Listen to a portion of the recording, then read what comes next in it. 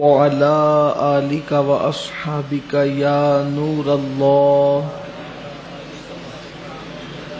صلی اللہ تعالی علیہ وسلم۔ آج بالخصوص بنت رسول شہزادی کونین ملکہ فردوس برین مخدومہ کائنات زوجہ خاتم الولایت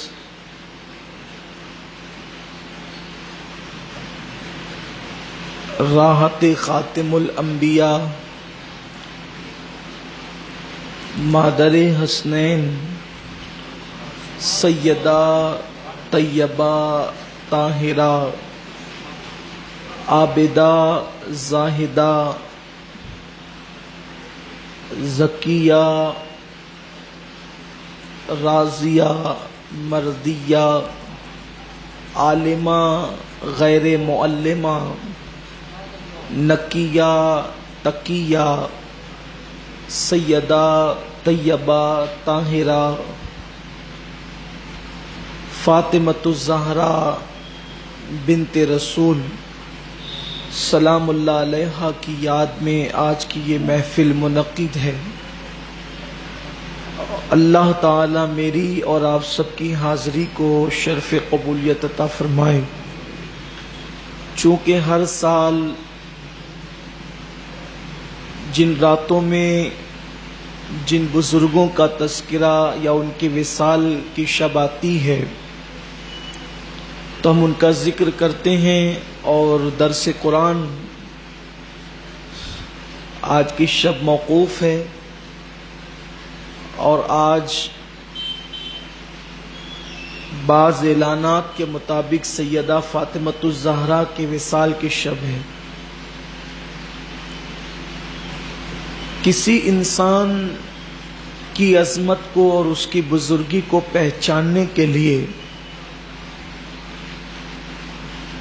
اس کا اپنا خود کا ذاتی کردار اپنی جگہ، لیکن جب بھی آپ کسی ذات اور کسی شخصیت کو پرکھنا چاہتے ہیں اور اس کی عظمت اور بزرگی کو معلوم کرنا چاہتے ہیں تو آپ دیکھتے ہیں کہ اس کا خاندانی پس منظر کیا ہے، اس کا خاندانی بیک گراؤنڈ کیا ہے۔ کبھی کبھی ایسا ہوتا ہے کہ انسان خود تو بہت اچھا ہوتا ہے لیکن اس کا خاندانی بیک گراؤنڈ اچھا نہیں ہوتا، پس منظر اچھا نہیں ہوتا، تو وہ اتنا معتمد اور معتبر نہیں ہوتا، کبھی نہ کبھی وہ خاندانی ہلکا پن اس کے اندر جھلکتا رہتا ہے۔ بہت سارے لوگ آپ نہیں دیکھتے بڑے بڑے عہدے پہ فائز ہو جاتے ہیں لیکن پھر بھی وہ بھکاری کی حیثیت سے اپنی زندگی کو کہیں نہ کہیں وہ ہلکا پن جھلکے گا۔ اور خاندانی بیک گراؤنڈ بھی پس منظر بھی بہت اہمیت رکھتا ہے۔ خاندانی بیک گراؤنڈ اچھا ہے، پس منظر اچھا ہے، خود بھی انسان اچھا ہے لیکن اس کی اولاد اچھی نہیں ہوتی، اس کا مطلب یہ ہے کہ اس کی تربیت میں کہیں نہ کہیں کمی رہ گئی، گھر کا ماحول اچھا نہیں تھا یا تربیت نہیں کر سکا، اس لیے پھر مکمل طور پہ فضائل و کمالات وہاں نہیں پائے جاتے۔ اور آج کی شب وصال سیدہ فاطمۃ الزہرا ہے۔ اب میں سیدہ فاطمۃ الزہرا کے فضائل پڑھنے سے پہلے یہ بتاؤں کہ ان کا خاندانی بیک گراؤنڈ کیا ہے، ان کا خاندانی پس منظر کیا ہے، یہ کس خاندان کی بیٹی ہے جسے سیدہ فاطمۃ الزہرا کہتے ہیں۔ ایک مرتبہ حضرت جبریل علیہ السلام حاضر ہوئے اور عرض کیا، یا رسول اللہ صلی اللہ تعالی علیہ وسلم، اللہ نے ساری مخلوق میں آدم کو چنا اور آدم میں اللہ تبارک و تعالیٰ نے بنی آدم میں اللہ تبارک و تعالیٰ نے پھر قریش کو چنا، یعنی ساری مخلوق میں حضرت آدم چنے گئے اور اولاد آدم میں اللہ نے قریش کو منتخب فرمایا، اور پھر قریش میں اللہ تعالیٰ نے بنو ہاشم کو منتخب فرمایا، اور بنو ہاشم میں اللہ تبارک و تعالیٰ نے محمد ابن عبداللہ کو منتخب فرمایا۔ یہ چنے ہوئے میں چنا ہوا خاندان ہے، اور اسی جس ذات کو اللہ نے اپنے لیے چنا اسی کی گود میں سیدہ فاطمۃ الزہرا نے پرورش پائی۔ وہ بیٹی ہے، ڈائریکٹ صلبی اولاد ہے حضور صلی اللہ علیہ وآلہ وسلم کی۔ اب یہ خاندانی پس منظر ہے۔ اب یہ بات تو بتانے کی ضرورت نہیں ہے کہ حضور کی شان کیا ہے۔ اللہ کے رسول صلی اللہ تعالی علیہ وسلم کی شان یہ ہے، آقا کریم صلی اللہ علیہ وسلم فرماتے ہیں میں سارے اولاد آدم کا سردار ہوں، اور یہ بات میں فخر کے طور پر نہیں کہتا۔ پھر اللہ کے حبیب صلی اللہ علیہ وسلم فرماتے ہیں کہ حضرت آدم، حضرت نوح، حضرت ابراہیم، حضرت عیسیٰ قیامت کے دن سارے انبیاء کرام میرے جھنڈے کے نیچے کھڑے ہوں گے۔ یہ بات میں فخر سے نہیں کہتا۔ یا رسول اللہ فخر سے کیوں نہیں کہتے؟ یہ بات تو بہت بڑی ہے کہ سارے انبیاء آپ کے جھنڈے کے نیچے کھڑے ہوں گے، تو گویا کہ جواب ملے گا حضور کے لیے فخر کی بات نہیں ہے کہ انبیاء ان کے جھنڈے کے نیچے کھڑے ہوں، بلکہ یہ نبیوں کے لیے فخر کی بات ہے کہ وہ انبیاء کے جھنڈے کے نیچے کھڑے ہوں۔ یوٹیوب چینل فخر میں فخر نہیں کرتا، مجھے اس پہ کوئی فخر نہیں ہے۔ پھر اللہ کے حبیب صلی اللہ علیہ وسلم کی شان یہ ہے کہ وہ سارے نبیوں کے سردار ہیں، امام الانبیاء ہیں، انہی کی بیٹی ہے سیدہ فاطمۃ الزہرا، یعنی فاطمہ کے بابا سے اچھا کسی کا باپ ہو نہیں سکتا۔ اب دوسری چیز، آپ نے تو یہ خاندانی منظر پس منظر اوپر دیکھا، اور اب اولاد کو دیکھ لیں۔ سیدہ فاطمۃ الزہرا کی جو اولاد ہے جن کی سیدہ نے پرورش کی ہے، ایک تو حسن مجتبی ہیں اور ایک تو حضرت امام حسین ہے۔ یہ دو بیٹے جن کی پرورش کی، اور ایک بیٹی سیدہ زینب بنت علی جنہوں نے کربلا کے اندر کتنا بڑا کارنامہ انجام دیا، کتنا بڑا رول انجام دیا۔ یہ سب تربیت فاطمۃ الزہرا کا نتیجہ ہے۔ اب بتائیں، جس کا بابا ایسا، جس کی اولاد ایسی، جس کی بیٹی ایسی، اور پھر اللہ اکبر جس کی والدہ حضرت خدیجۃ الکبریٰ سلام اللہ علیہا، یہ ملکۃ العرب کہلاتی ہیں۔ سیدہ خدیجہ ملکۃ العرب کہلاتی تھی، عرب کی ملکہ۔ اور آپ سن چکے ہوں گے کسی تقریر کے اندر کہ سب سے زیادہ پورے مکے میں اگر کسی کے پاس دولت تھی تو وہ سیدہ خدیجۃ الکبریٰ کے پاس تھی، بہت مالدار تھیں۔ ایک مرتبہ حضور صلی اللہ علیہ وسلم کی خدمت میں یہ سالن لے کر کے آ رہی تھی۔ اب توجہ کریں سیدہ فاطمہ کی امی کی شان کیا ہے۔ ایک مرتبہ یہ سالن حضور دسترخوان پہ بیٹھے تھے، یہ سالن لے کر حضور کی بارگاہ میں آ رہی تھی، یہ سالن لا رہی تھی۔ ظاہر سی بات ہے حضور کا اپنا گھر تھا، اس گھر میں جہاں کھانا پکتا تھا وہاں سے یہ سالن لے کر کے چلی، تو حضور کی نظریں ان پر ہی تھی۔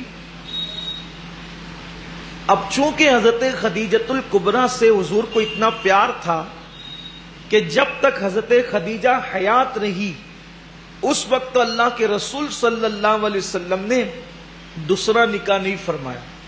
دوسرا نکاح تو دور کی بات ہے، دوسرے نکاح کا کبھی تذکرہ بھی نہیں ہوا، دوسرے نکاح کا کبھی ذکر بھی نہیں نکلا۔ حضور کو اتنا پیار تھا حضرت خدیجۃ الکبریٰ سے، تو حضور علیہ السلام کی نگاہ کرم سیدہ خدیجہ پر تھی۔ یہ جلدی سے چاہتی تھی کہ دسترخوان پہ سالن کا پیالہ رکھ دے، جلدی آنے کے لیے ان کا پیر پھسل گیا، پیر پھسل گیا۔ اب کوئی عزت دار انسان اور شریف انسان اس کا پیر پھسلتا ہے تو وہ شرما جاتا ہے۔ بلکہ آج بھی آپ دیکھیں اگر کوئی عزت دار آدمی بائک چلا رہا ہو، شریف آدمی، اور وہ بائک جو ہے وہ بجھ جاتی ہے، بند ہو جاتی ہے، تو بھی انسان کو شرم آتی ہے کہ یہ پبلک یہاں پر موجود ہے اور یہاں میری بائک کیسے بند ہو گئی، شرم آتی ہے۔ شریف لوگوں کی بات کرتا ہوں، بے حیا لوگوں کو تو سب ہضم ہوتا ہے، بات تو شرافت کی ہے۔ یہ اندر سے ایک فیلنگ ہے شرافت کی۔ جب آدمی شرافت کی اعلیٰ منزلوں پہ فائز ہوتا ہے تو وہ بہت حساس طبیعت رکھتا ہے. حضور علیہ الصلوۃ والتسلیم نے لوگوں کے سامنے پوری زندگی میں کبھی ناک نہیں چھینکی. پوری زندگی میں حضور علیہ السلام نے لوگوں کے سامنے کبھی ناک نہیں چھینکی. یہ شرافت تھی، حضور کی حیات تھی. کبھی لوگوں کے سامنے حضور نے پیر لمبے نہیں کیے. یہ حضور کی حیات تھی، حضور کی شرافت تھی. اور طبیعت میں شرافت ہوتی ہے، اعلیٰ ظرفی ہوتی ہے تو آدمی بہت محتاط ہوتا ہے. کچھ لوگ تو چلتے چلتے بھی ناک چھنکتے ہیں نا، وہ چلتے چلتے بھی لنگی باندھتے رہتے ہیں. ان کی طبیعت کی بات نہیں کرتا. یہ آدمی کا ظرف ہوتا ہے، آدمی کا ظرف. شرافت جب عروج پر جاتی ہے تو انسان کا ایک ایک قدم محتاط ہو جاتا ہے. اور اگر اس کی اپنی طبیعت کے خلاف کوئی کام ہو جائے تو اس کو بہت فیل ہوتا ہے، عجیب وہ فیل کرتا ہے. ایسی اگر بائک بند ہو جائے تو آدمی کو فیلنگ ہوتی ہے، اور اگر پیر پھسل جائے تو فیلنگ ہوتی ہے. بلکہ کبھی کبھی جو ہے وہ انسان شرما جاتا ہے. ایسی ہوا سیدہ خدیجۃ الکبریٰ سلام اللہ علیہا سالن کا پیالہ لے کر کے چلی اور پیر پھسل گیا. حالانکہ حضور ان کے شوہر تھے، لیکن جن کے رتبے ہیں سوا ان کو سوا مشکل ہے. جن کے رتبے اعلیٰ ہوتے ہیں پھر ان کی سوچ بھی اعلیٰ ہوتی ہے، ان کے مرتبے اعلیٰ ہوتے ہیں تو ان کی فکر بھی اعلیٰ ہوتی ہے. تو شرما سی گئی، اور شرما سی گئی تو دل میں خیال آیا پیر حضور کے سامنے پھسل گیا. اب حضور کی بارگاہ میں منہ کیا لے کر کے جاؤں، قربان جائیں. اللہ نے جبریل کو کہا جبریل اب سدرہ پہ رکنے کا وقت نہیں ہے، میرے محبوب کی محبوبہ شرما گئی ہے. اب اس کی شرم کو دور کرنے کے لیے جا کر میرے محبوب سے کہہ دو کہ اللہ عرش سے خدیجہ کو سلام کرتا ہے. تاکہ یہ تھوڑی سی پریشانی آ گئی ہے نا پیر پھسلنے کی وجہ سے، وہ دور ہو جائے. قربان جائیں. ادھر حضرت خدیجہ سالن کا پیالہ لے کر کے پہنچی کہ حضور سے کیسے وہ بات کہوں کہ پیر پھسل گیا. حضور کہتے ہیں مبارک ہو جبریل آئے ہیں اور اللہ کا سلام آپ کے لیے لے کر کے آئے. دیکھیے جس کی ماں کو خدا عرش سے سلام بھیجے اسی کو فاطمۃ الزہرا کہتے.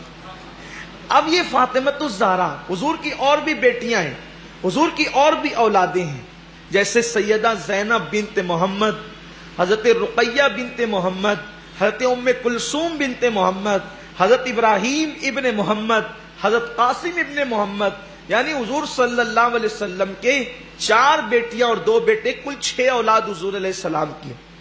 حضور علیہ السلام کے 2 بیٹے اور 4 بیٹیاں، کل 6 اولادیں ہیں. لیکن یہ سب حضور علیہ السلام کی اولاد فضیلت والی، شان والی، عظمت والی، بزرگی والی ہے. لیکن یہ خاص سیدہ فاطمۃ الزہرا کا وصف ہے. آقا فرماتے ہیں الفاطمۃ بضعۃ منی، فاطمہ میرے جگر کا ٹکڑا ہے. اب یہ جو جگر کا ٹکڑا فرمایا تو شان کیا ہوئی. حضور علیہ الصلوۃ والتسلیم ایک شہر ہے جس کو یثرب کہتے ہیں. ایک شہر ہے، ایک شہر تھا، ہے نہیں تھا، جس کو یثرب کہتے تھے. اور وہ یثرب جو شہر تھا وہ جو بھی وہاں جاتا اس شہر کی خصوصیت تھی کہ وہ بیمار ہو جاتا.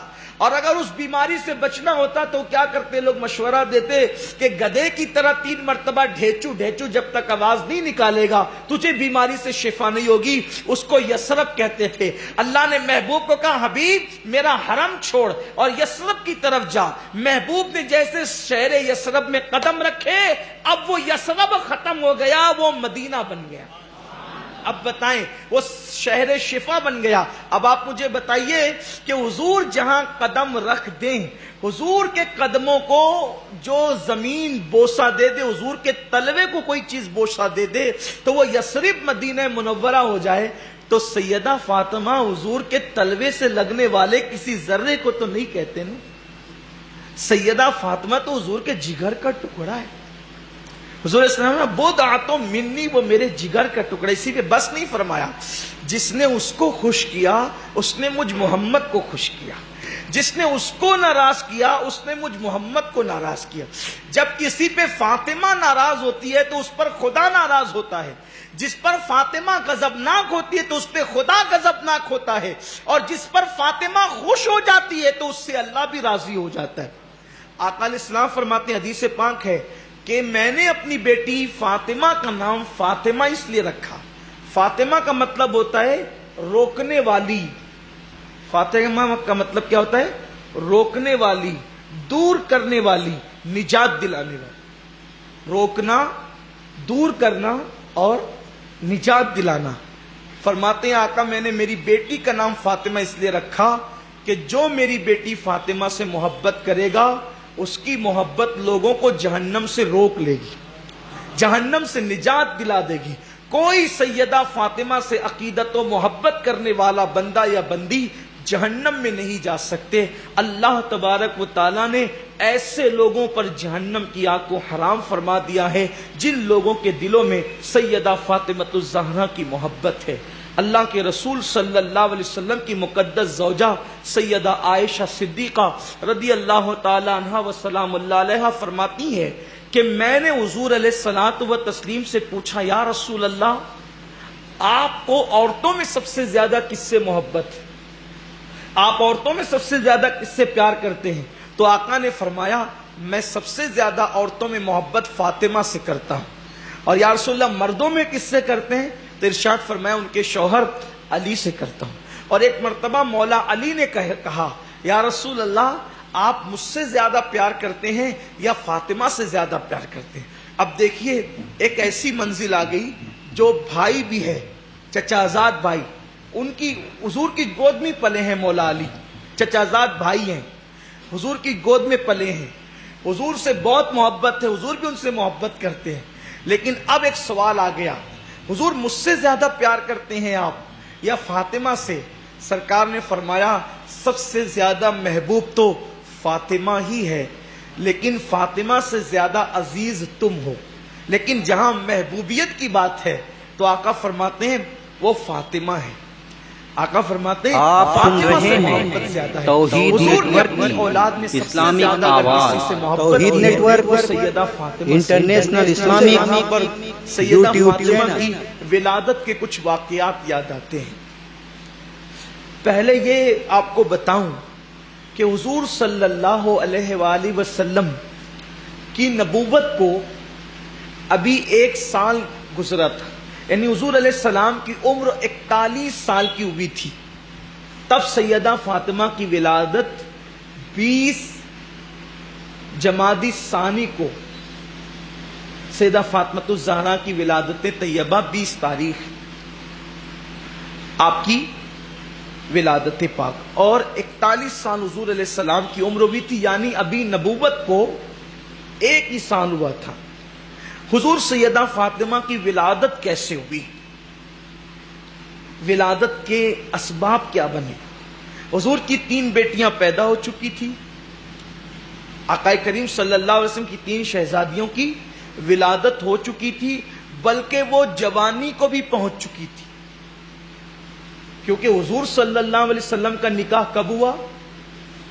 25 سال کی عمر میں ہوا، 40 سال کی عمر میں پہلی وحی آئی، تو یہ پہلی وحی آنے تک کے حضور علیہ السلام کی ایک بیٹی کی عمر 14 سال اور ایک بیٹی کی عمر 13 سال ہو چکی تھی، اور وہ اس عمر میں ان کی شادیاں ہو چکی تھی، کیونکہ اس دور میں شادی جلدی ہوتی۔ خود سیدہ فاطمہ کی شادی 15 سال کی عمر میں ہوئی، آپ کا جو نکاح ہوا وہ 15 سال کی عمر میں ہوا۔ پہلے شادیاں جلدی ہوتی تھی، اور اللہ کے رسول صلی اللہ علیہ وسلم نے فرمایا کہ بیٹا اور بیٹی بالغ ہو جائیں تو جلدی سے ان کی شادی کر دیا کرو، اگر تم شادی میں تاخیر کرو گے اور ان سے کوئی گناہ ہوگا تو اس گناہ کا وبال تم لوگوں کے سر پہ آئے گا، یعنی ماں باپ کے سر پہ آئے گا۔ یہ آج کل فیشن نکلا ہے دیر سے شادی کرنے کی، یہ جو ہے نا کہ ابھی اپنے پیروں پہ کھڑے ہوں گے اور یہ ہوں گے اور وہ ہوں گے، یہ سب بکواس سی بات ہے۔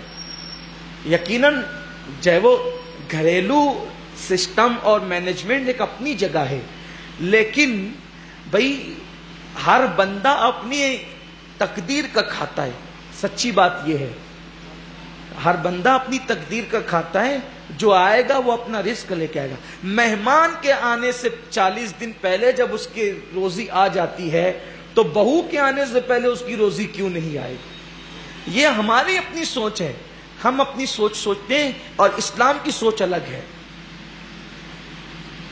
تو اللہ کے رسول صلی اللہ علیہ وسلم پر پہلی وحی آ چکی۔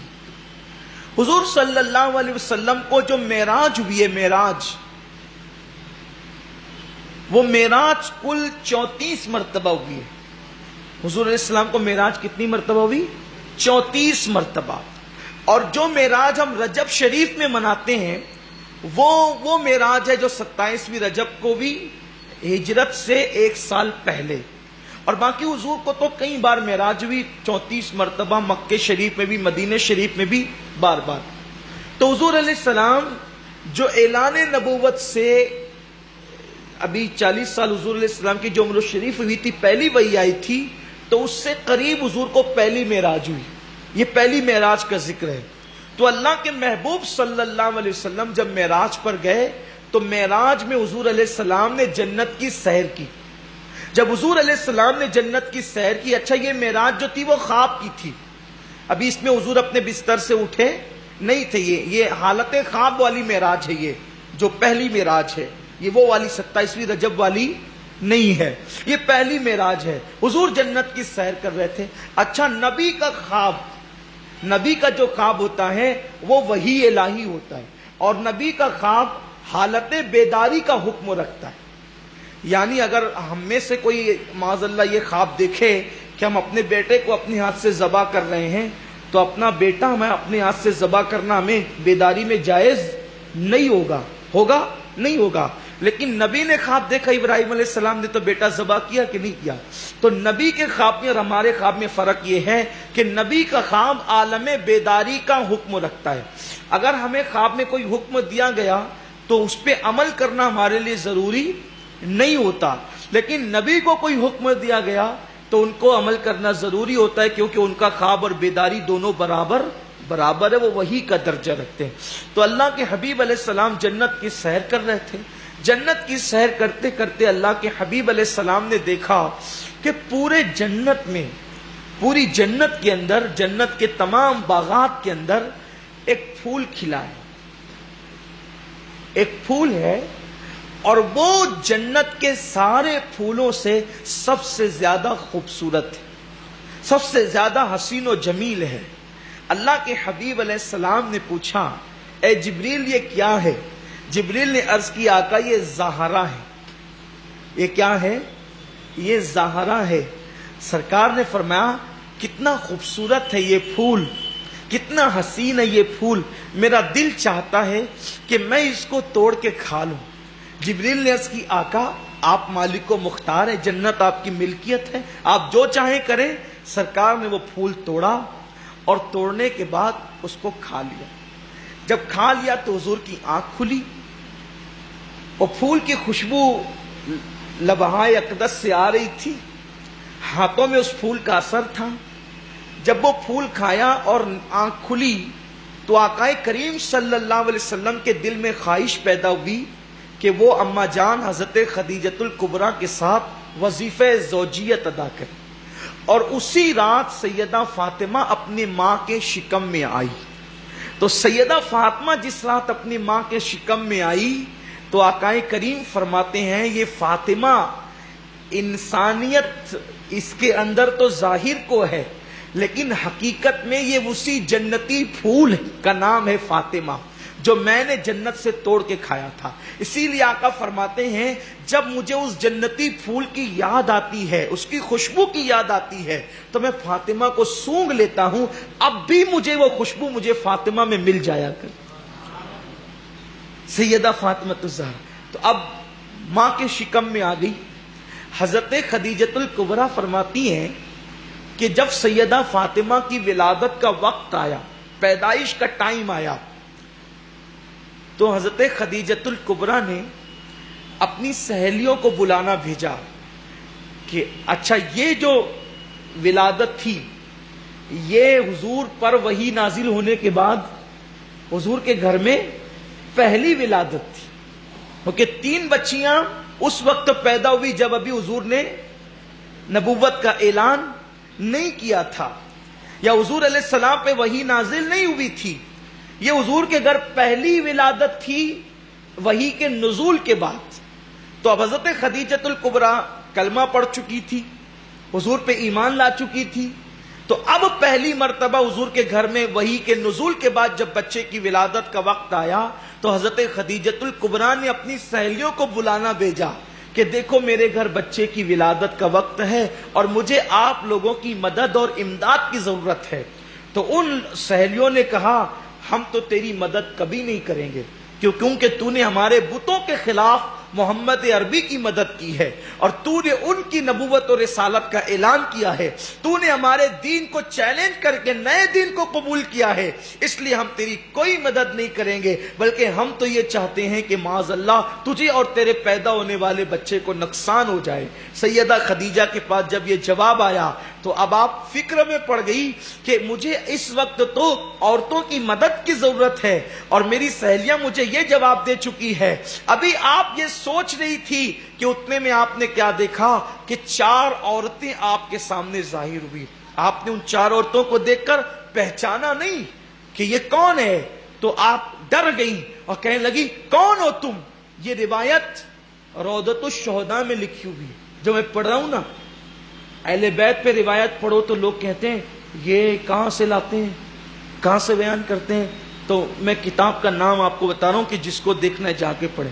اصل میں اہل بیت کی فضیلت ایسی شان سے آئی ہے کہ جلدی سے لوگوں کو اس پہ اطمینان نہیں ہوتا, لیکن اگر عشق ہو جائے تو ہم کہتے ہیں یہ بہت چھوٹی, اس سے بڑی بول,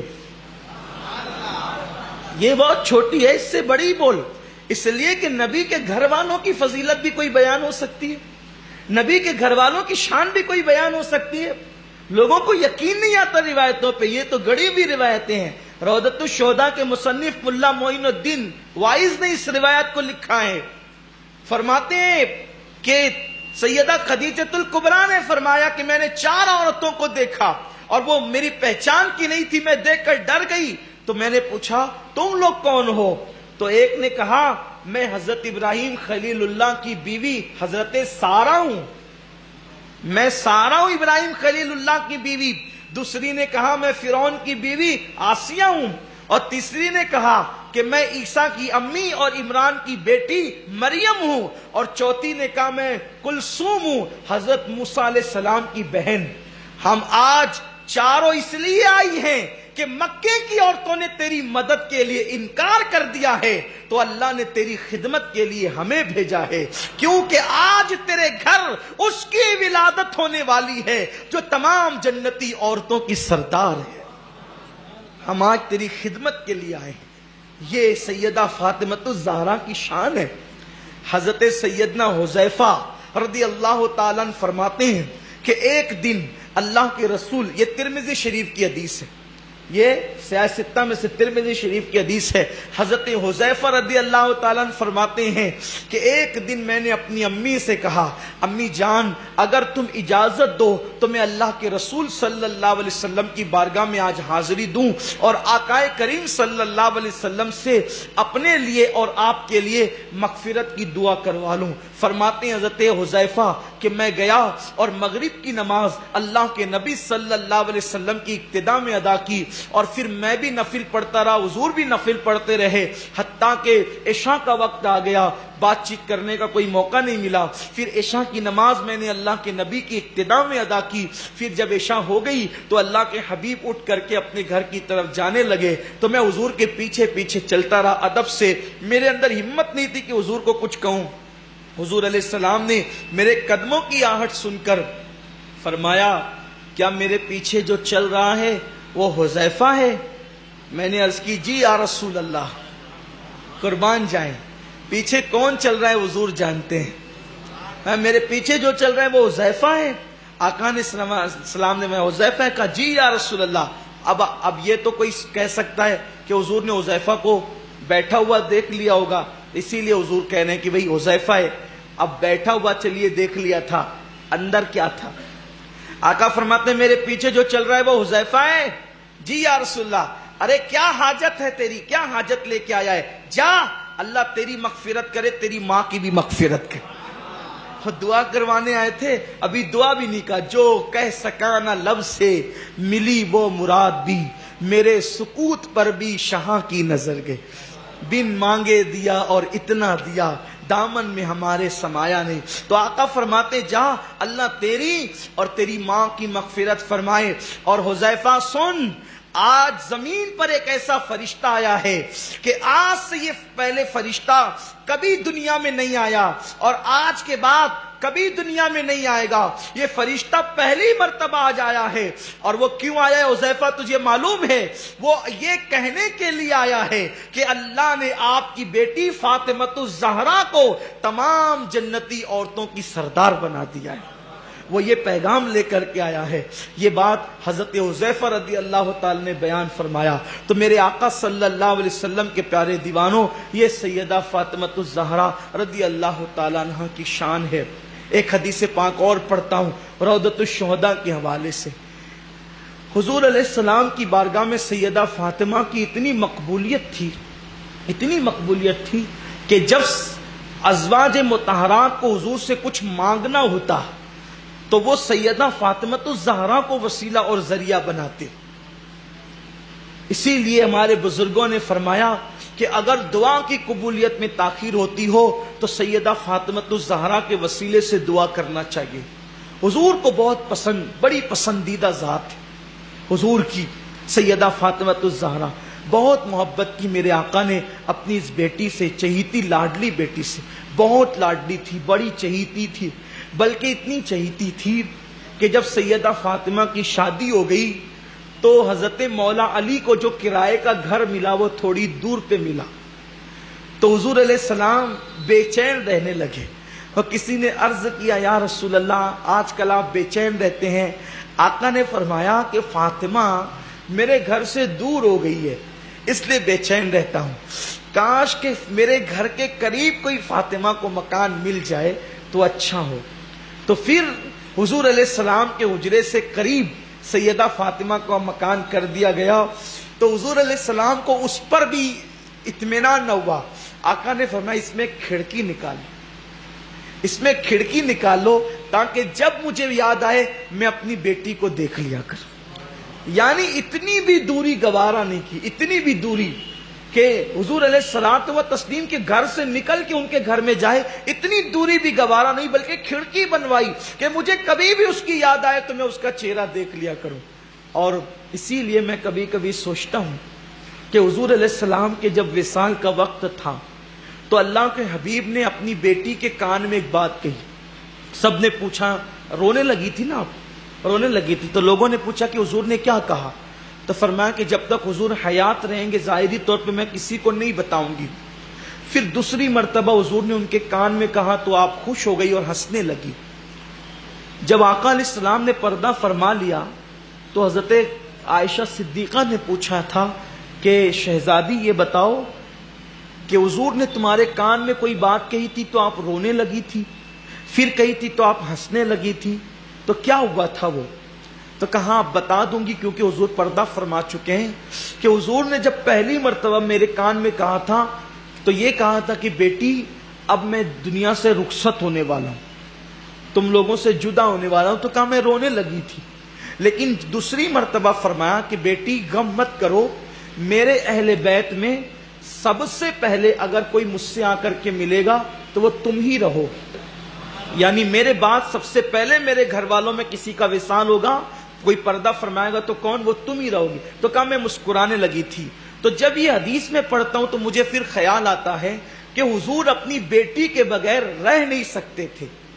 بھئی جب گھر میں نہیں رہ سکتے تھے بیٹی کے بغیر، کھڑکی بنوا رکھی تھی کہ جب یاد آئے میں اسے دیکھ لوں. تو حضور علیہ السلام نے جس بیٹی کی یاد حضور کو ستاتی تھی تو زیادہ دن تک حضور نے اپنی بیٹی کو بھی اپنے سے دور نہیں رکھا. صرف 6 مہینے کے اندر اندر اللہ کے رسول صلی اللہ علیہ وسلم نے اپنی بیٹی کو اپنے پاس بلا لیا. حضور علیہ السلام کا وصال ربیع الاول میں ہوا اور سیدہ فاطمۃ الزہرا کا وصال رمضان شریف کی 3 شب کو ہوا. تو اتنی جلدی حضور نے اپنی بیٹی کو اپنے پاس بلایا. بلکہ جب سیدہ فاطمہ کا وصال ہوا تو 23-24 سال سے زیادہ آپ کی عمر تو نہیں تھی، بڑی مختصر سی آپ کی عمر تھی. اسی عمر میں آپ نے دنیا سے پردہ فرمایا. بلکہ یوں سمجھ لے کہ جتنی عمر حضور کی دعوت و تبلیغ کی ہے بس اتنی عمر سیدہ فاطمہ کی ہے. کیونکہ حضور نے نبوت کا اعلان کیا تو سیدہ فاطمہ کی ولادت ہوئی. حضور نے پردہ فرمایا تو سیدہ فاطمہ کا بھی 6 مہینے کے بعد پردہ ہو گیا. تو بہت طویل عمر سیدہ فاطمہ نے نہیں پائی، بہت مختصر سی عمر پائی ہے. 23-24 سال سے زیادہ آپ کی عمر نہیں ہوئی ہے. تو سیدہ فاطمہ الزہرا رضی اللہ تعالیٰ عنہ و سلام اللہ علیہا کا مرتبہ یہ ہے، آپ کا مقام یہ ہے کہ ازواج مطہرات آپ سے کبھی کچھ مانگتی بھی تھی حضور علیہ السلام سے تو ذریعہ سیدہ فاطمہ کو بناتی تھی۔ حضرت خدیجۃ الکبریٰ کے جب وصال کا وقت آیا، پردہ فرمانے کا وقت آیا، تو اس وقت سیدہ خدیجۃ الکبریٰ کی ایک تمنا تھی، ایک آرزو تھی کہ حضور علیہ الصلوۃ والتسلیم نے پہلی وحی کے وقت یا اکثر نزول وحی کے وقت جو چادر، جو کمبل، جسے آپ لوگ کملی کہتے ہیں، کمبل، چادر جو حضور علیہ السلام اوڑا کرتے تھے، وہ چادر مجھے کفن بنانے کے لیے مل جائے۔ جو چادر شریف حضور وحی کے نزول کے وقت اوڑھتے ہیں، سیدہ خدیجۃ الکبریٰ کی تمنا تھی کہ وہ مجھے کفن کے لیے مل جائے، میں اسی میں دنیا سے جاؤں، اسی میں لپیٹ کر میرا دنیا سے میری رخصتی ہو۔ تو حضرت خدیجۃ الکبریٰ کی ہمت نہیں ہوئی، تو سیدہ فاطمہ الزہرا سے کہا کہ بیٹی فاطمہ، جب تمہارے بابا تشریف لائیں تو اس وقت عرض کرنا کہ یا رسول اللہ، جو چادر آپ نزول وحی کے وقت اوڑھتے تھے، میری امی کی خواہش ہے کہ وہ کفن کے لیے آپ ان کو دے دیں۔ اللہ اکبر، حضور تشریف لائے۔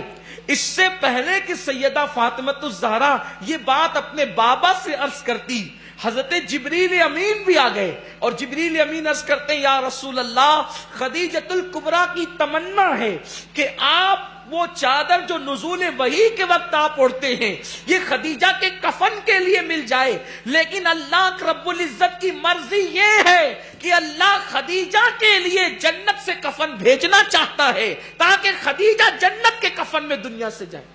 یہ شان ہے، آپ غور فرمائے، اللہ اکبر۔ حضرت خدیجہ کی شان یہ کہ جنت سے کفن آئے، لیکن خود حضور سے ڈائریکٹ مانگنے کی ہمت نہیں کرتی، تو سیدہ فاطمہ کو بیچ میں وسیلہ بناتی ہے، سیدہ فاطمہ کو بیچ میں ذریعہ بناتی ہے۔ میرے پیارے آقا صلی اللہ علیہ وسلم کے پیارے دیوانوں، ایسی عظیم ہستیوں کی محبت اللہ نے ہم لوگوں پہ فرض کیا ہے، خود بھی ان سے محبت کرو، اپنی اولاد کو بھی ان کی محبت سکھاؤ، اپنی اولاد کو بھی ان کی زندگی بتاؤ، اپنی اولاد کو بھی ان کی شانیں بتاؤ۔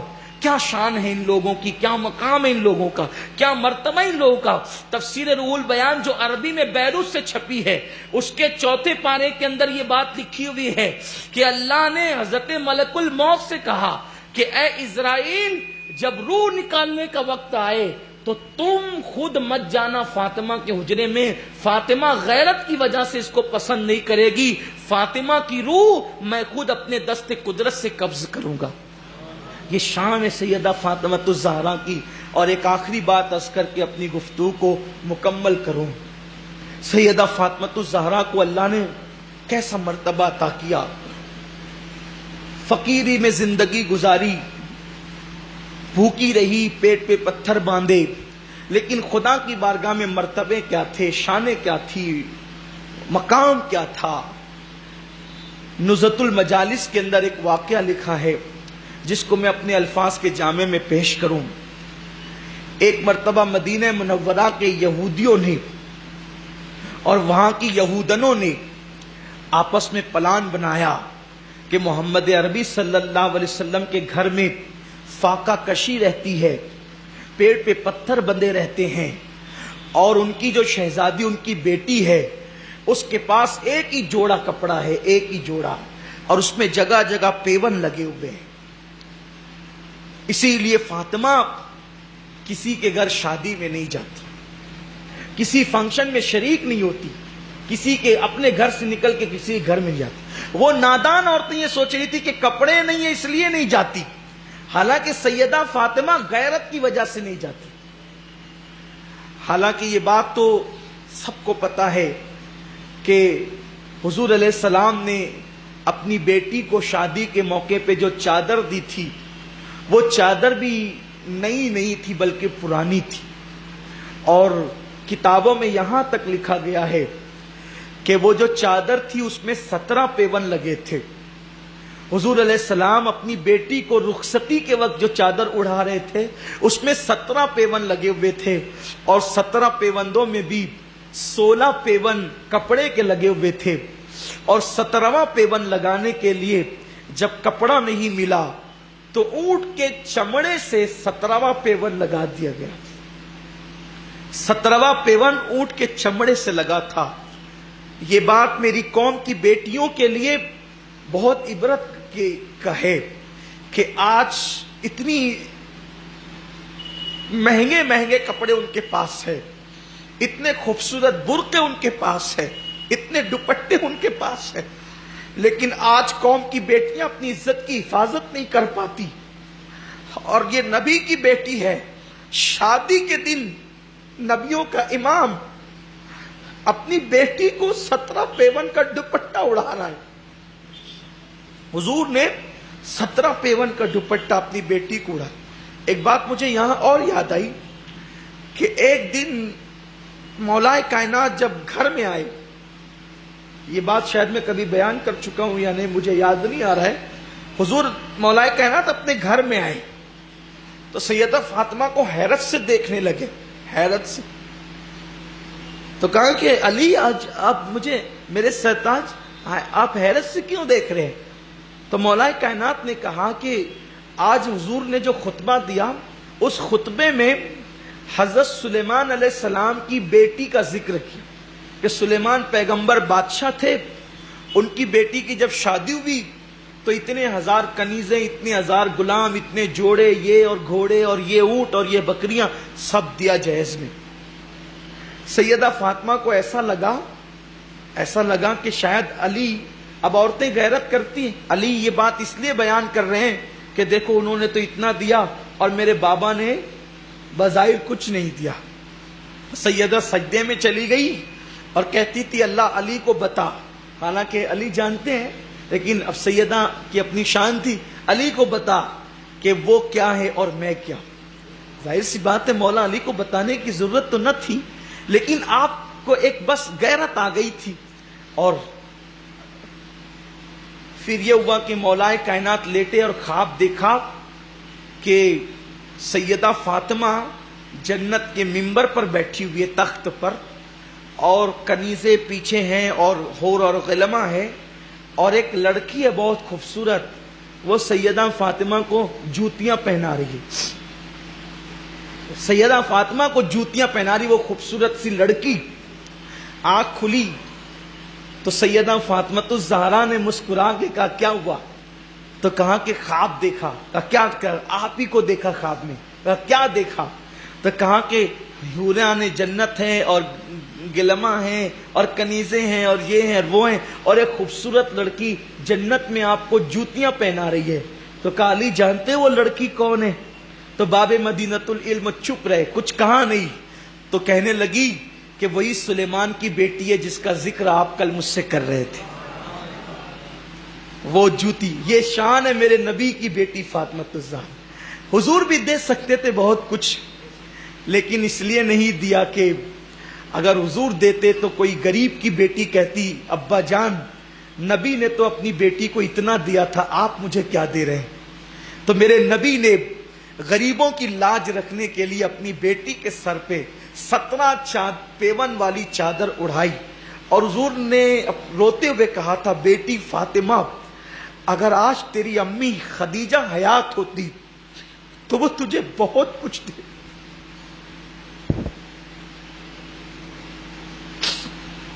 وہ تجھے بہت کچھ دیتی. اس وقت میرے گھر میں اس چادر کے سوا کچھ اور نہیں ہے، اس لیے میں اسی پہ تجھے رخصت کرتا ہوں.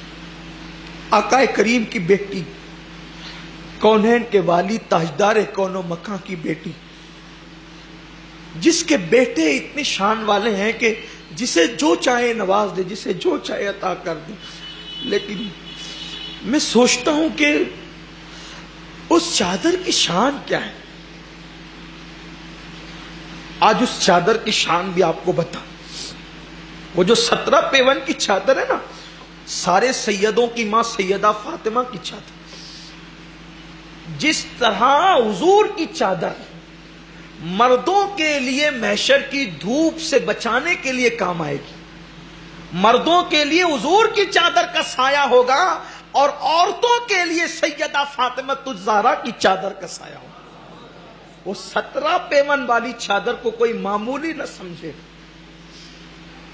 اونٹ کا چمڑا آج میں سمجھتا ہوں کہ غریب سے غریب کے یہاں بھی کسی کے کپڑے میں اونٹ کے چمڑے کا اب تو بلکہ پیون رہتا ہی نہیں. اب غریب آدمی بھی پیون والے کپڑے, الحمدللہ اللہ پاک اور مسلمانوں کو مال دے. تو حضور نے اپنی بیٹی کو رخصت کیا. بات چل رہی تھی وہ نزہۃ المجالس کی روایت کی کہ یہودی اور یہودنوں نے مشورہ کیا کہ حضور کی بیٹی کسی کے گھر نہیں جاتی اور حضور کسی کو نہ نہیں کہتے, تو ہم کسی بھی طرح ضد کر کے حضور کی بیٹی کو اپنے گھر بلائیں گے اور وہ 17 پیون والی چادر پہن کے فاطمہ آئے گی. وہ 17 پیون والی چادر, وہ پھٹی ہوئی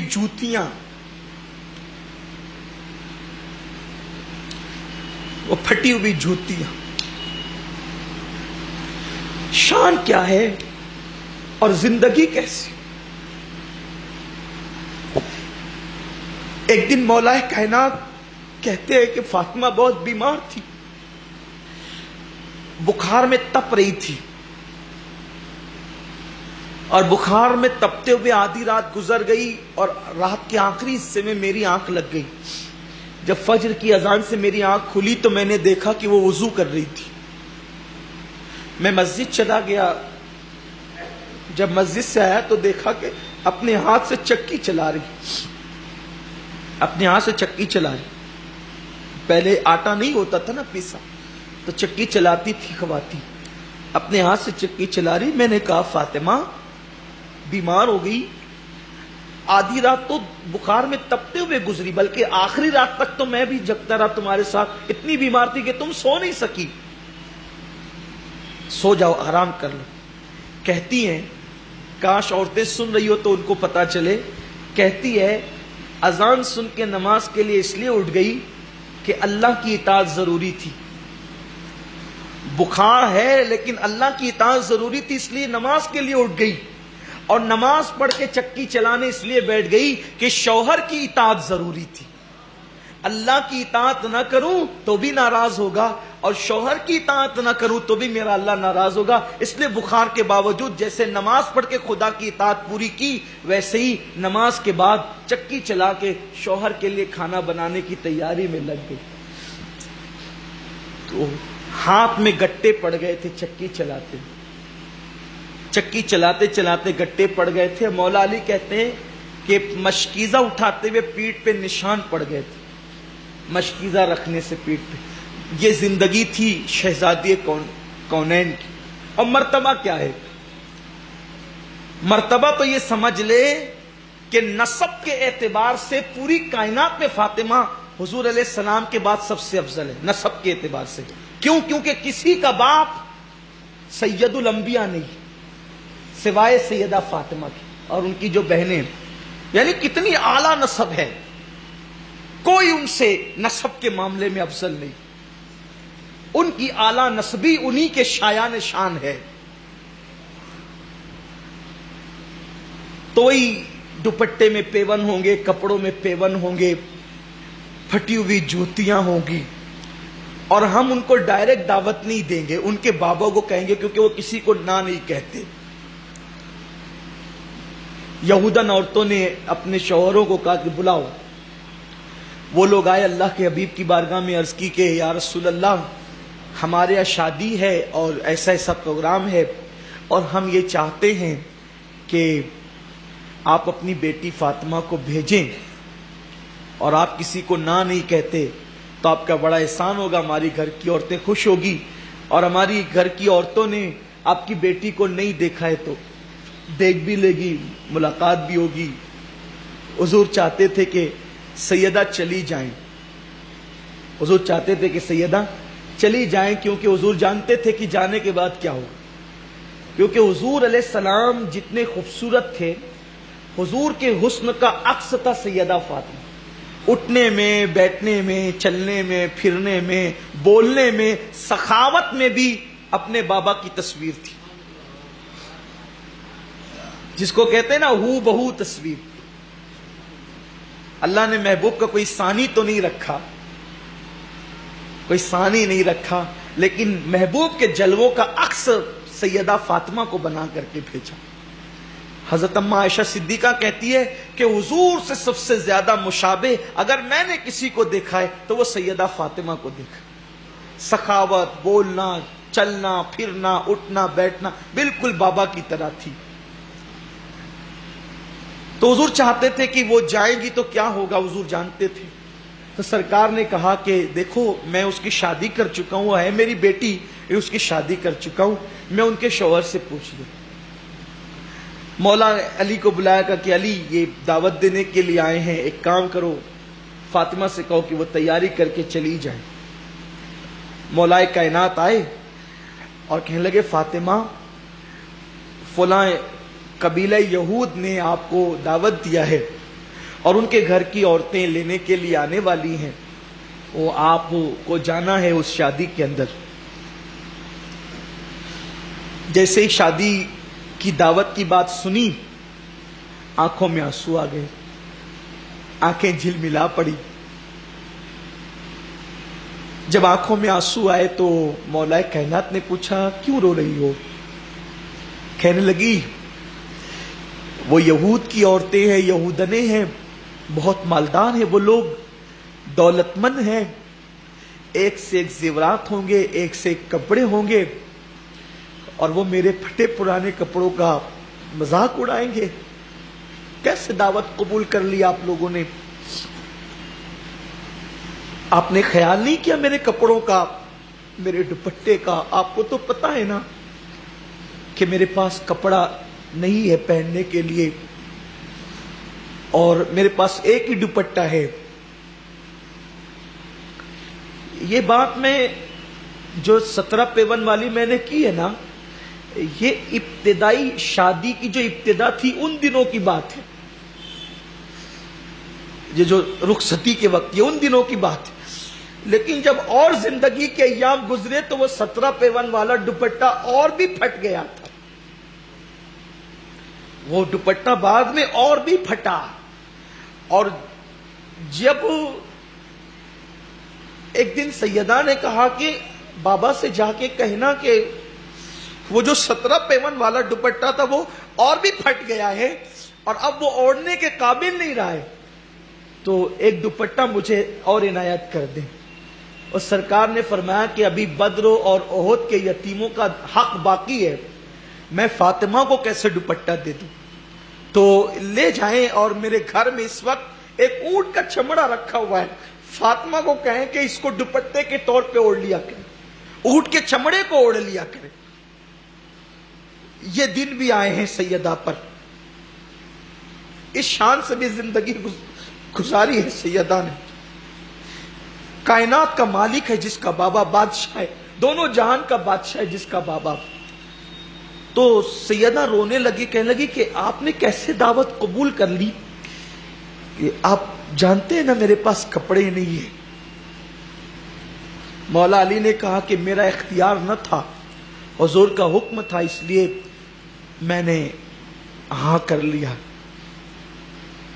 सैयदा ने कहा अगर बाबा का हुक्म है तो फिर ठीक है, कोई बात नहीं।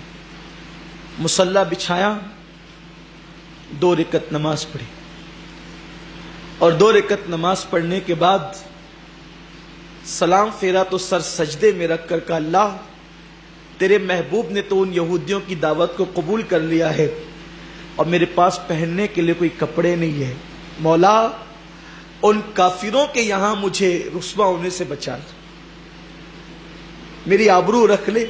बस ये जुमले जबान से निकलना थे कि दरवाजे पे दस्तक, अंदर से कहा कौन? तो बाहर से आवाज आई आपके बाबा का गुलाम है और कुछ तोहफा लेकर आया है, हदिया लेकर के कबूल फरमा ले। तो कहा रोशनदान से दे दो। तो जब दिया तो देखा कि बड़ा खूबसूरत सा लिबास था। पहनने से पहले फिर सजदे शुक्र अदा की। अब हमें ना मिले तो हम रोते धोते हैं, दुआएं करते हैं, मिल जाए तो फिर चौकड़ियां भरते फिरते हैं, लेकिन पहनने से पहले भी सजदे शुक्र अदा की। इधर लिबास ज़ेब तन किया और वो खूबसूरत सा दुपट्टा सर पे रखा और सर पे रखने के बाद अब चलने की तैयारी थी कि इमामुल अंबिया की आमद हो गई। حضور نے دیکھ کے مسکرایا اور کہا کہ بیٹی کہاں کا ارادہ ہے؟ عرض کی بابا جان وہ جو دعوت آپ نے قبول کی تھی وہاں جا رہے ہیں۔ تو ارشاد ہوا کہ بڑا خوبصورت لباس پہنا ہے، کہاں سے لائی ہے؟ بڑا حسین ہے، بڑا قیمتی بھی ہے، لائی کہاں سے؟ آنکھیں جھک گئی، آنکھ سے آنسو برسنے لگے۔ اللہ اس کا رسول بہتر جانتا ہے، لیکن بس یہ کہ دروازے پہ دستک ہوئی تھی اور آنے والا آ کر کہتا تھا کہ بابا کا غلام ہے، اور وہ دے گیا تو ہم نے پہن لیا، آپ کے کسی غلام نے دیا ہے۔ سرکار نے کہا وہ مکے مدینے کا نہیں ہے، وہ جو غلام آیا تھا وہ جبریل تھا، اور یہ لباس مدینے کے مارکیٹ سے نہیں ملا ہے، یہ لباس جنت سے آیا ہے، جنتی لباس۔ آج تم نے جنتی جوڑا پہنا ہے فاطمہ، آج تم نے جنتی جوڑا پہنا۔ لوگ جنت میں جانے کے لیے ترستے ہیں، جنت کی نعمتیں فاطمہ کے گھر میں آتی ہیں، جنت کی نہیں، یہ مرتبے ہیں ان کے، یہ شانیں ہیں ان کی۔ مسلمانوں ان کی محبت اپنے خون کے قطرے قطرے میں داخل، یہ ان کے مرتبے ہیں۔ اپنی اولاد کو سناؤ ان کے واقعات، ان کی شانیں سناؤ، ان کی عظمتیں سناؤ۔ کہاں گئے وہ بدبخت جو تقریروں میں یہ کہتے ہیں کہ محمد الرسول اللہ اپنی بیٹی کو بخشوا نہیں سکتے؟ ارے بخشش کے معاملات تو مرنے کے بعد ہوں گے، جیتے جی جن کے گھر میں جنت کے کپڑے آ رہے ہیں وہ بتا رہے ہیں کہ ہمارے مرتبے کیا ہے۔ ارے تم مرنے کے بعد جنت کے کپڑے پہنے گا یا نہیں پہنے گا اس کی کوئی گارنٹی نہیں ہے۔ یہاں تو روح نکلنے سے پہلے شادیوں کے لیے جنتی جوڑے آ رہے ہیں۔ آپ بخشش کی بات کرتے ہیں کہ محمد عربی اپنی بیٹی کو نہیں بخشوا سکتے۔ خدا کی قسم، مدرسے کا جلسہ کرتے ہو ملا جی تو کہتے ہو کہ ایک حافظ قرآن 7 پشتوں کو بخشوائے گا، اور تیرے چندے پہ پلا ہوا حافظ قرآن 7 پشتوں کو بخشوائے گا، اور جس کے سینے پہ قرآن نازل ہوا ہو وہ حضور اپنی بیٹی کو نہیں بخشوائیں گے؟ کیا بات کرتے ہیں لوگ، بکواس کرتے ہیں لوگ۔ مدرسے کا چندہ کرنے کے لیے 7 پشتوں کی بات کرتے ہو۔ ارے پہلے دیکھ تو تیرا حافظ قرآن ایمان پہ مرے گا کہ کفر میں مرے گا، یہ کوئی گارنٹی نہیں ہے۔ چندے کے لیے فضیلتیں بیان کرتے ہو، نبی کی بیٹی کی آبرو پر اس طرح کی بات کرتے ہو، اور جب ہم جواب دیتے ہو کہتے ہیں کہ امین القادری تھوڑا سخت بولتا ہے۔ ارے تو حدیث کے خلاف بولے، میرے نبی کے خلاف بولے، اور میں تجھے جواب نہ دوں، پھر میری زندگی کا فائدہ کیا ہے؟ مر موت بہتر ہے ایسی زندگی سے جو حضور کی عظمت میں حملہ ہو اور بندہ چپ رہے۔ پھر وہ مقرر کیوں بنا؟ اس کو تو چوڑیاں پہن لینی چاہیے، اور مقرر کیوں بنا؟ اس کو تو اپنی زبان کٹوا لینی چاہیے۔ نبی کی شان پہ حملہ ہو تو غلام کا بولنا فرض ہے، اور اگر وہ نہ بولے پھر وہ وفادار غلام نہیں بلکہ غدار ہے، وہ غدار ہے۔ اپنے باپ پر حملہ ہو تو ہم بول پڑتے ہیں، نبی کی ذات پہ حملہ ہو چپ رہیں گے؟ چپ رہیں۔ یہ تو ہماری مجبوری ہے، ہم ہندوستان میں رہتے اس لیے زبان سے بولتے ہیں۔ اگر اسلامی مملکت میں رہتے تو پھر سمجھ میں آتا کہ کیا ہوتا۔ سنت فاروقی نہیں ادا کرتے تو پھر دنیا جانے دیکھتے لوگ۔ ہماری مجبوری ہے، ہم قانون ہند کے ہاتھوں مجبور ہیں، ورنہ ہمارے جذبات تو کچھ اور ہے۔ گستاخ رسول کے لیے، نبی کے ساتھ بے ادبی کرنے والوں کے لیے ہمارے جذبات ہی کچھ اور ہیں۔ ہم وہ لوگ نہیں ہیں کہ یا نبی سلام علیک بھی پڑھیں اور گستاخوں کے ساتھ دوستیاں بھی سازیں، ہم وہ لوگ نہیں۔ یکگیر محکم بگیر، جس سے محبت کرتے سچی سچی کرتے، اور اس کے دشمن سے پھر کبھی نہیں ملتے۔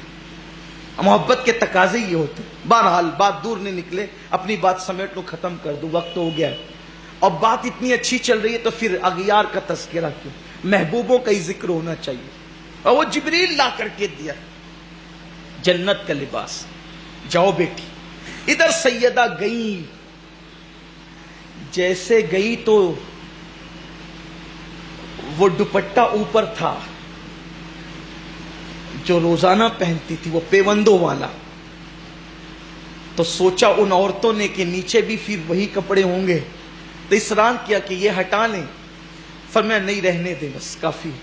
کہ نہیں ہٹا لیں، خواتین تو جب آپ نے اوپر کا دوپٹہ ہٹایا تو اس کی چمک سے پوری محفل چکا چوند ہو گئی. بعض عورتیں تو اس کو دیکھنے کی تاب نہ لا سکی, بے ہوش ہو کے زمین پہ گر پڑی, آؤ فگا ہو گیا. ارے ہم اتنے مالدار تھے, اتنا قیمتی لباس پورے مدینے میں ساری زندگی ہمیں کبھی نہیں ملا, آپ کہاں سے لائی؟ جب سیدہ فاطمہ نے دیکھا نا کہ سب ہنگامہ ہو گیا, پوری محفل افراتفری ہو گئی, کوئی بے ہوش ہو کے گر رہا ہے, کوئی ادھر پڑ رہا ہے, کوئی ادھر پڑے, تو آپ واپس آ گئی. واپس آ گئی, جب انہیں ہوش آیا تو وہ سب آئیں اور آنے کے پوچھی کیا بی بی کہاں سے لائی تھی؟ عورتوں کو تو شوق ہوتا ہے نا کوئی بہتر چیز کسی کے پاس دیکھیں, اور بی بی لائی کہاں سے؟ کہا یہ تو میرے ابو جی کے غلام نے مجھے دیا ہے. یہ ابو جی کا غلام دے کر کے گیا ہے تحفے میں. کہا وہ کون تھا؟ کہا وہ جبریل تھا. وہ کہاں سے لایا؟ تو کہا وہ جنت سے لایا. اللہ تعالیٰ نے کئی لوگوں کو ہدایت دی اور پھر وہ یہودن عورتیں اور وہ یہودی کلمہ پڑھ کے مسلمان ہو گئے. لوگ ہماری تقریریں سن کے مسلمان نہیں ہوتے, ان کی دعوتوں میں جانے سے لوگ اسلام قبول کر لیں. یہ مرتبے ہیں, اللہ تعالیٰ ان کے فیوز و برکات سے مالا مال فرمائے. جن بچیوں کو رشتے نہیں ہے, اللہ بی بی زہرا کے صدقے قوم کی ہر بیٹی کو اچھا رشتہ عطا فرمائے. سیدہ فاطمۃ الزہرا کے فیوز و برکات سے اللہ ہم سب کو مالا مال فرمائے. آپ اپنے گھروں میں تیسرے روزے کو فاتحہ کا اہتمام کریں, فاتحہ دلائیں اور سیدہ فاطمہ کی بارگاہ میں ایصال ثواب کریں. ابھی ایک بار سورہ فاتحہ اور 3 مرتبہ قل هو اللہ شریف پڑھ لیں اور سیدہ کی بارگاہ میں نذر پیش کریں.